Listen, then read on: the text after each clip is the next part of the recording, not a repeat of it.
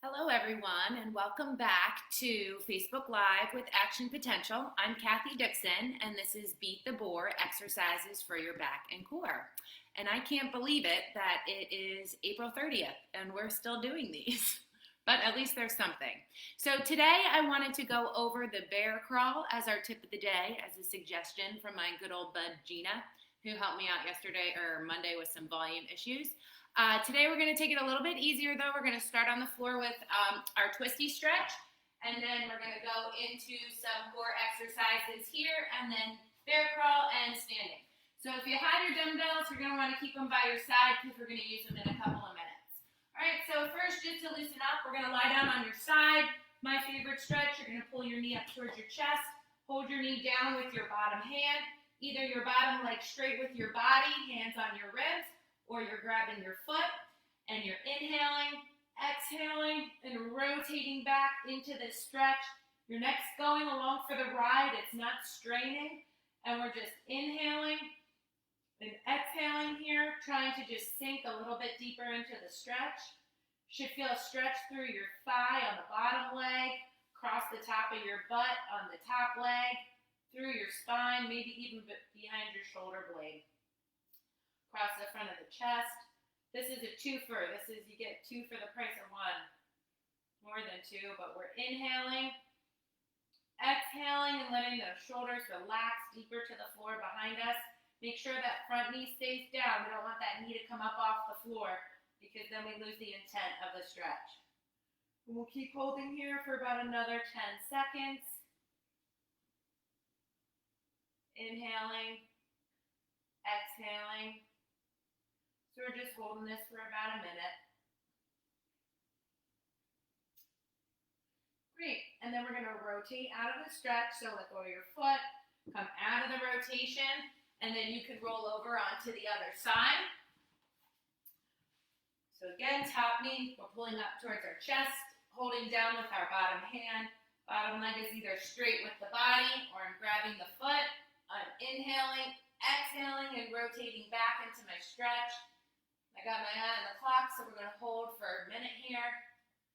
Just kind of easing into the day. I don't know about you guys, but I'm still working on my coffee this morning. I'm probably going to be finishing my coffee about lunchtime.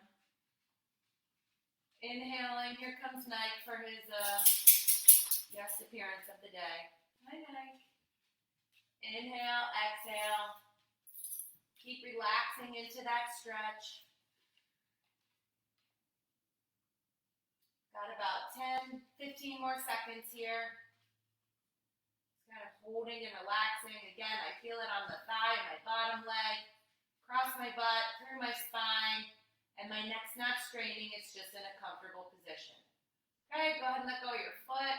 Unrotate. We're actually going to stay on our side. I can't remember if back in the beginning we did these or not, but they're called Clam Shells. You want to lie on your side so that your shoulder and your hip are in line. We're going to bend your knees forward, so now your heels are in line. So it's shoulders, hips, and heels are in a straight line, as if there's a wall right behind me. Bottom hand is tucked under my head, and my top hand is going to go straight on the floor. I want to make sure that my hips stay stacked directly on top of each other, as well as my shoulders. And in this position, I'm going to keep my feet together, brace my belly so that my pelvis doesn't roll back into the stretch. And I'm going to lift my top knee up, brace my belly, and lift my bottom knee off the floor, bottom knee to the floor, top knee back down. So again, it's top knee up, brace my belly, bottom knee up, down, and down. We're going to keep going here, okay? Try not to push your hand into the ground to stabilize your trunk or your core. Try to use your belly muscles and your hip muscles. Do not let your pelvis roll back as you lift the knees up and down. So again, if you imagine there is a wall behind your back, your pelvis and your shoulders stay nice and still. And I mean, I'm starting to feel this right here in my side hip muscle, and I can definitely feel my core engage, specifically when I lift that second knee up. If you're having a really hard time with lifting that second knee up off the floor, you can just do top knee up and down. Okay, 2 more here, and then we're just going to switch sides and back down. This is one of my favorites because, again, it's a twofer. It gets lots of different places all at the same time. I'm going to fold my hand under my head, bend my knees so my shoulders, my hips, and my heels are in a straight line. Top hands on the floor. Hips and shoulders are stacked and not rolling back as I lift my knees. So we're going top knee up, bottom knee up, down, and down. Belly's nice and tight. I'm trying not to push through this hand. Sometimes people like to put their hand up here, but I feel like I do a better job of activating my core if I keep my hand right in front. Yep. And the distance, you lift your knee only as high as you can lift your knee without letting that pelvis roll back. So some people may only be lifting this high, and that's absolutely fine. You're still working the muscles that we're trying to engage. I'm going to do 5 more here. Again, if you don't like lifting both legs, you can just keep lifting that top leg up and down. And it's okay to feel a little sore right in the hip here. We're not making that muscle terribly stronger, but what we are doing is we're using it. We're isolating the ability to rotate the hip socket without pulling in the rest of our trunk as accessory movement. Good. 1 more. I have no idea if that was 5, but we're going to guess. Okay. So now, onto our backs. We're going to do a good old faithful with our bridge and our dead bug, and then we're going to get into the plank type position. So if you have your dumbbell, I want you to go ahead and press your dumbbell up. We're going to do the press in this position. Remember, it's like a plank from the opposite way. My shoulder blades are set on my rib cage. I'm pushing from my armpit through my straight elbow, through the weight. Okay, so I'm holding the weight from my armpit muscles, not from my chest. My shoulders are relaxed onto the floor as I do this. So I'm going to inhale, exhale, and drop my ribs. Tighten my lower belly. We're going to go into the dead bug where we lift one knee up, brace, lift the other knee up. So both legs are up. If you need to reset your ribs or your belly here, go ahead and inhale. Exhale, drop your ribs. Pull your belly button to the floor to firm your middle belly. And then we're just going to go ahead and either tap and back up, tap and back up. If you want to make it a little harder, you can extend that leg straight and back up. We're just here for about 10 repetitions. Make sure that your knees are slightly rotated open. They're moving towards the same side shoulder. Okay, you're not moving your knee towards your chin. We want to have these 2 imaginary tunnels on either side of our body. Remember, when we tap that heel down, or we reach that leg out and tap that heel down, you want to make sure that your back does not arch from the floor. Okay, the whole point of strengthening our core is that we turn it on, create a challenge, and fight that challenge from us losing our nice neutral position of our spine. Let's do 1 more on each leg. Again, if you want the easier version, you're just tapping the heel in the bent leg position. Okay, bring the weight down. So now we're going to go into the bridge skull crushers. If you haven't figured it out by now, it's one of my favorites. So you can do just the bridge up, or you can do the bridge and the skull crusher with me. So what we're going to do is I'm going to press the arms up, shoulders are on the floor, pushing through the armpits. My heels are in the floor, kneecaps are pointed straight up to the ceiling. I'm setting my ribs down and firming my belly so that when I lift my butt up in the air, my body's straight like a board. Okay, and then I'm going to bend my weight towards my head, push straight, and lower back down. Okay, if you're getting cramping in your hamstrings here, you want to make sure that you just open the knees ever so slightly to the outside and drive up. Go ahead and bend your elbows and straighten and lower back to the floor.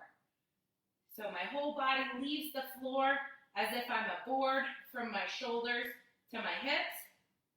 I am not curling my butt and then lifting from the floor. That's going to pull up my back and my hamstrings. Okay, I want to make sure I drive my heels into the floor, keeping my spine straight and lowering back down. And we're still going here. We're going to do about 5 more. The upper arms, if you're holding the weight, remember it's almost like a reverse plank. We're pushing from our armpits, through our elbows and triceps, right through the heel of our hand directly into the weight. And we've got 2 more here. You're bridging up, squeezing your butt, feeling your belly engage from the front. 1 more. Bridge, press, and back down. Okay. So moving into the plank position. So we're going to do a plank first for our warm-up, and then we're going to go into the bear crawl, because the bear crawl is just kind of a progression from our plank. So remember, I always talk about you can always do your plank in the hands and knees position and do the challenge with us here, or you can do a plank. It's going to be hard to do it from your knees from this one. All right, so we're going to get in our hands and knees, our tabletop. My wrists are under my shoulder, my knees are under my hips, my tailbone's lifted behind me so that my lower spine is straight, not curled. My shoulder blades are pinched in towards my spine and pushing from my armpits through my triceps, through the heel of my hand into the floor. Bracing my belly with my ribs closed, stepping a foot back, stepping the opposite foot back, and we're just going to hold here for a minute as our warm-up. Remember, notice I didn't drag my hips up in the air. I didn't let my belly sag to the floor. I'm holding this nice straight line. I'm feeling my lower belly, my armpits and heels of my hand. My shoulders are directly over my hands. I'm not shifted back or shifted too far forward. Go ahead and step a knee in and the opposite knee in.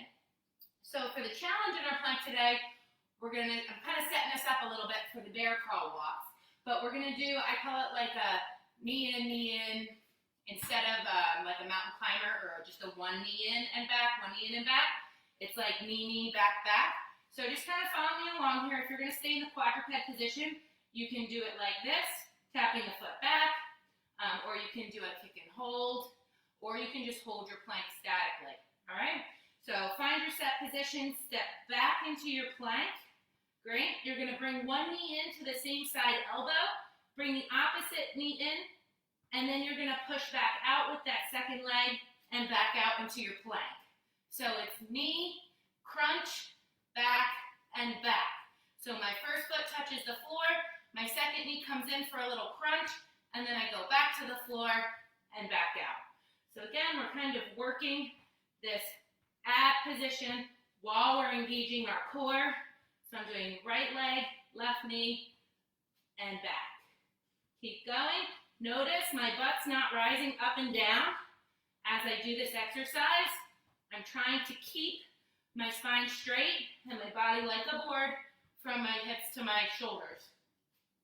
I do feel like I'm getting a little curl in my tailbone as I crunch that knee in, and for the purpose of this guy, it's okay. All right, come back into the rest, and then we're going to switch positions, or switch legs, and then we'll do the bear crawl. So back into our plank, remember, roll out your wrists if you need to. If you have to roll up your mat to kind of take some pressure off your wrists, that's always a good trick because we're going to spend a little time in this tabletop today. So this time I'm bringing my left knee in and I'm crunching my right leg. So I'm going to get set, step back into my plank, bring my left knee in, crunch with my right, kick back out, and out again. So again, terrible counting on my part. Just kind of do it till I get tired. You're bringing your knees in towards the same side elbow. My ribs are down and my belly's tight. I'm trying to think of keeping that tailbone lifted behind me so that I don't go into that rounded back position. I'm going to do one more here. And if you're just holding your plank statically, good for you.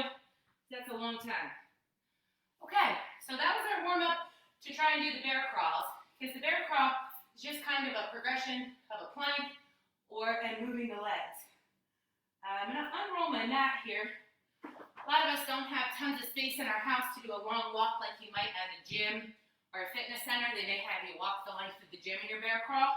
So we're just going to do a couple steps forward and then a couple steps back. First, you want to get into your tabletop position. Okay, shoulders over wrists, hips over knees. I'm going to tuck my toes under here. Okay, kind of like I do when I go back into my plank. And I'm going to tuck my toes under here. I'm going to find my armpit muscle. So shoulders are flat on my rib cage, pushing like I'm doing a plank. I'm going to brace my lower belly, and all I'm doing is just lifting my knees off the ground about an inch. Okay, notice my back still stayed flat. Okay, so a lot of times at the gym when people do bear crawls, I see a lot of booty up like this.